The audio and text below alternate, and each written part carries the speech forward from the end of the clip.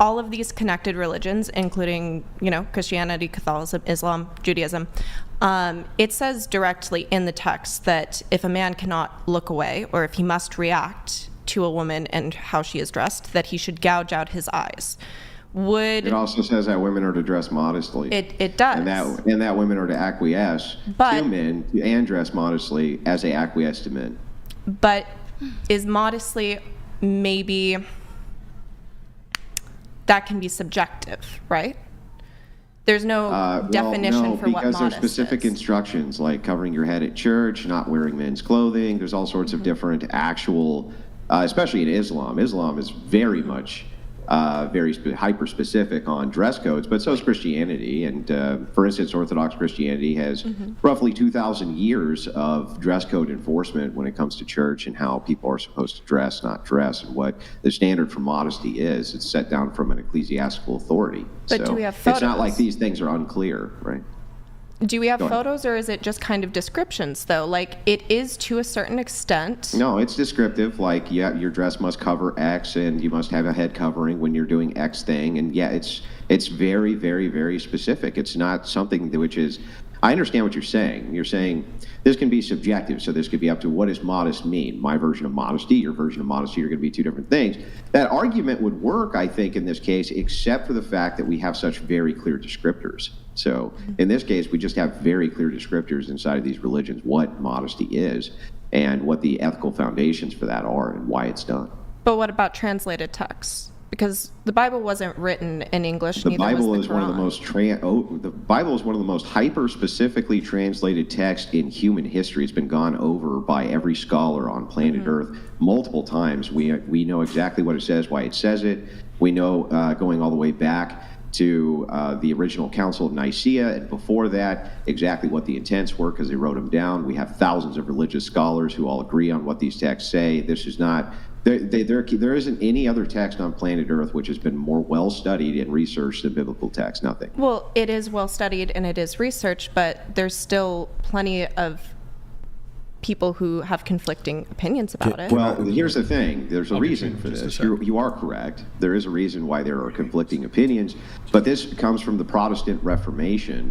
And once you get into personal exegesis, you can make a biblical text say whatever you want, essentially. But if you're talking about an actual standardized Christian church like Orthodoxy or Catholicism, no, these are what you're talking about are called innovations, and they stay away from innovations for a reason. Innovations are against the religious text. But these men that typically say that they want a modest woman and that they, can't help themselves but assault a woman if she is dressed provocatively. Well, I think that's a very bad straw man of the position. I don't think anybody said that. Nobody said that. Well, I'm not saying he said that, but I'm saying that... Why would I respond to a position nobody has, though? You see what I'm saying? Can I interject? Oh, go ahead. Hang on. Let's finish our exchange real quick. We're almost done. Okay. Go.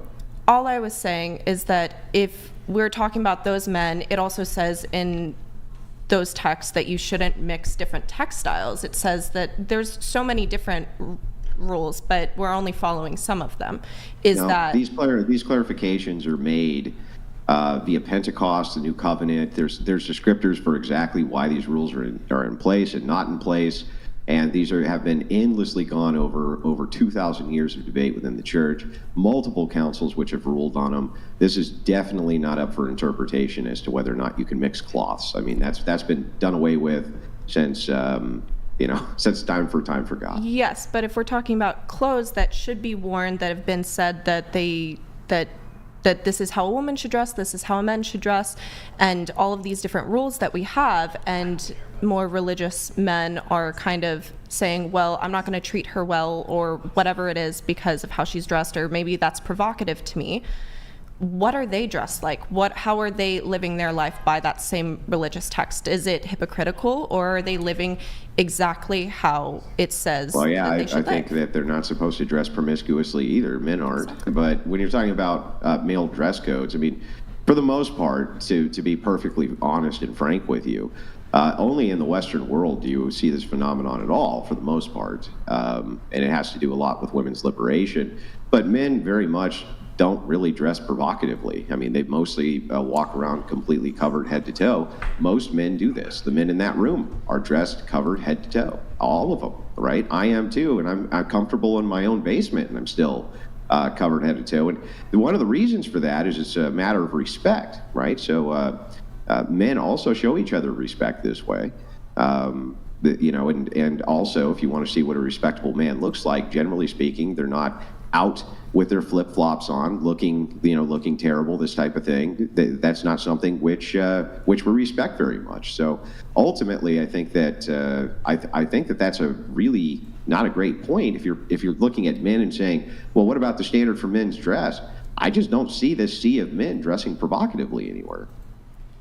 And I want to say this. First of all, I didn't bring up religion to validate me. That's why I said biology and science, because people love to hide behind feelings, theory, and religion, but let's just deal with reality. You know what I'm saying? Because we can get lost in these interpretations, even though, like homie said, it's very clear what religion says, but let's just put that to the side.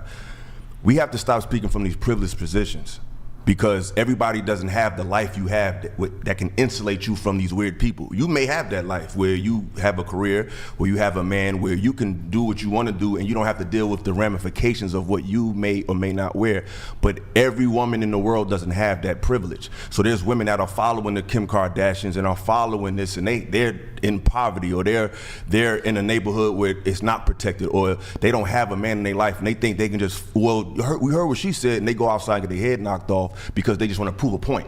So I feel like we need to really push responsible messages that are more addressing the average person, because we often talk from these places that everybody's not at. Like when men and women talk about this high value man and all that, the average person in America is making $45,000, $50,000. So to keep talking about these small sectors of people and to try to understand the masses, it's just, not saying you are, but it's just an ignorant perspective, because we get so emotional in these conversations, we feel like we're being attacked, and it's not that. We're trying to create conversations that most people can thrive from.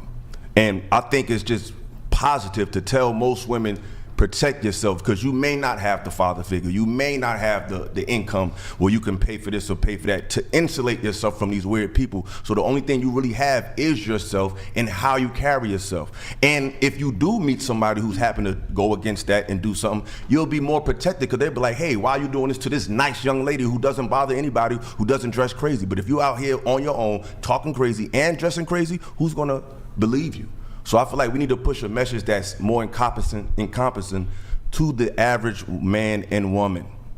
I will say that as a woman, that you shouldn't go outside necessarily dressed provocatively, especially if it's late at night, or maybe you're in a bad part of town or something like that, right? Because there is a possibility that something could happen. But I will also say that as a man, you shouldn't go out and see a woman and think like, oh, I have the right to catcall her, or oh, I have the right to say something to her, or oh, I have the right to touch her now because she's wearing a short dress. Absolutely. I think everybody here agrees with you. So I mean, if somebody commits I would have to disagree a little bit. Well, let me, okay. So I mean, if somebody commits a sexual assault, the only person to blame is the person who commits the sexual assault. I don't think victims are to blame for their own sexual assault, but I also do think that if you're putting yourself in a risky situation, then you have put yourself in a risky situation. Sure, I just don't think it's right to say that's their nature, you know. I think that the standard is different. So the thing is, like, I agree with you in the context that absolutely men shouldn't engage in any sort of bad behavior like this. However, I think there's a double standard applied. I think that it's very common to see women doing unwanted touching to men constantly, which is not considered SA whatsoever, and it really should be. Like, it's very common to see a man sitting on a couch, for instance, at a party. A random woman goes by, perhaps puts her hands on his shoulders, maybe rubs him a little bit, walks on, or kind of puts her hands on his back and kind of rubs his back, things like this. Sure, and you would never say that's in her nature. Hang on. But if we were to switch the roles, right, and a man were to do that to a woman, you'd be like, wait a second, that's totally inappropriate, this type of touching. So I think that until the standards are not adhered to, as being equal across the board, I don't see how you could make the claim that men are the ones out here acting inappropriately. It just seems like that when it comes to touching or things like this, women kind of get a pass and men don't. I do have to move things on here. We're going to do a react, but before we do that, going to you. So you have